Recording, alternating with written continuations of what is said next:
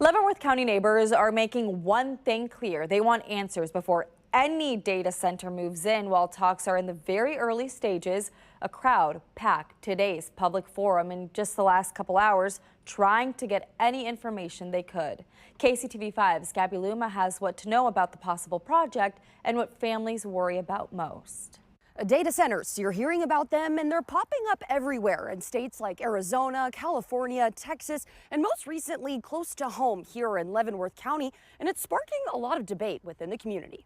Community members packed the room for this morning's meeting, all wearing no data center stickers to signal their opposition. Many of those part of the Tongi Data Center watchdog group, concerned about what the center could do to their rural community.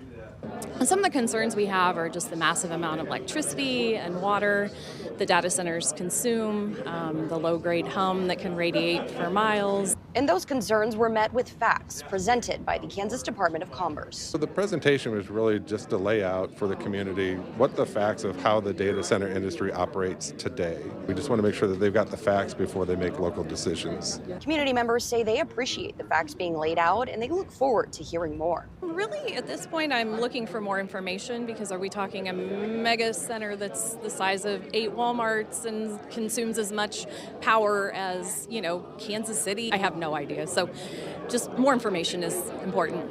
And if you weren't able to attend today's meeting or you have more questions after the meeting, the Kansas Department of Commerce urges all community members to email them with any of those questions. Reporting from Leavenworth, Gabby Luma, KCTV 5 News.